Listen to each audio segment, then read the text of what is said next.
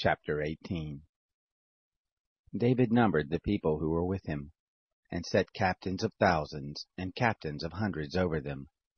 David sent the people out, a third part under the hand of Joab, and a third part under the hand of Abishai the son of Zeruiah, Joab's brother, and a third part under the hand of Ittai the Gittite.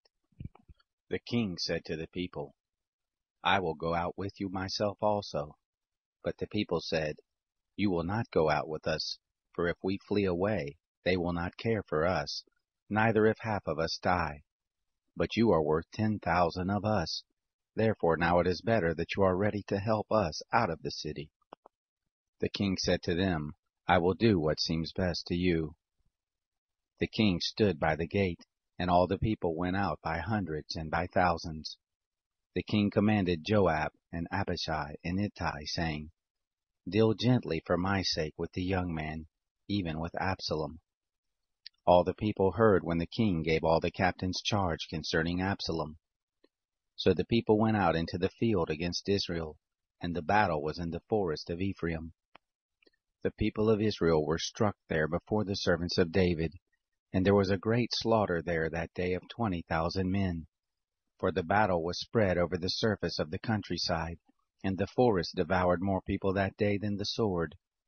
Absalom happened to meet the servants of David. Absalom was riding on his mule, and the mule went under the thick boughs of a great oak, and his head caught hold of the oak, and he was lifted up between the sky and the earth, and the mule that was under him went on. A certain man saw it and told Joab and said, Look, I saw Absalom hanging in an oak. Joab said to the man who told him, Behold, you saw it, and why didn't you strike him there to the ground, and I would have given you 10 pieces of silver and a sash.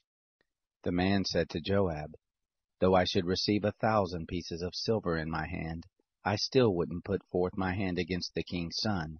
For in our hearing the king charged you and Abishai and Ittai, saying, Beware that none touch the young man Absalom. Otherwise, if I had dealt falsely against his life, and there is no matter hid from the king, then you yourself would have set yourself against me. Then Joab said, I cannot wait for you.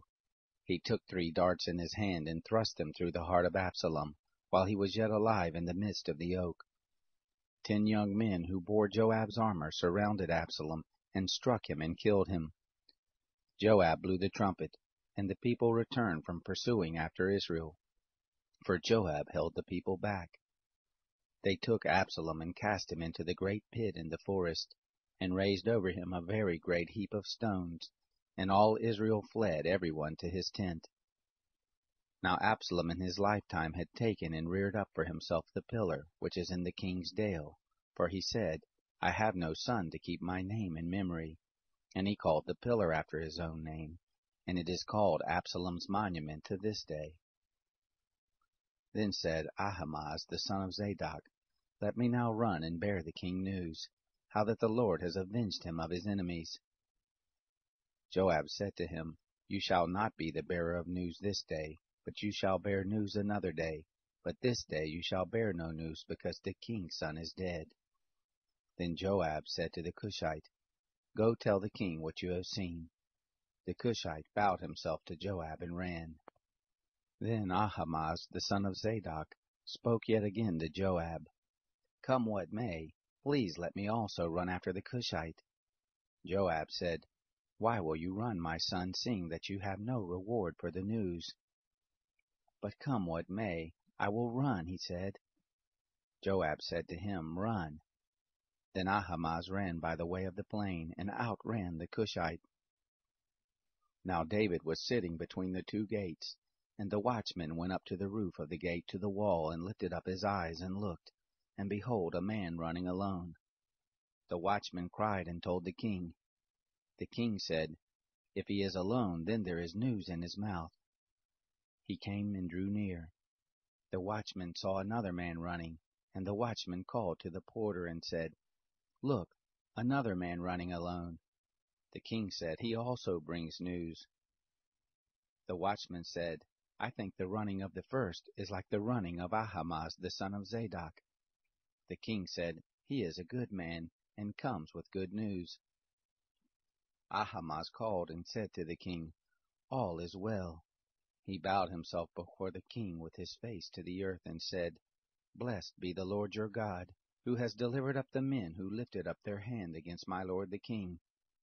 The king said, "Is it well with the young man Absalom?" Ahimaaz answered, "When Joab sent the king's servant, I saw a great tumult, but I don't know what it was." The king said, "Come and stand here." He came and stood still. Behold, the Cushite came, and the Cushite said, "News for my lord the king, for the Lord has avenged you this day of all those who rose up against you." The king said to the Cushite, "Is it well with the young man Absalom?" The Cushite answered, "The enemies of my lord the king, and all who rise up against you to do you hurt, be as that young man is."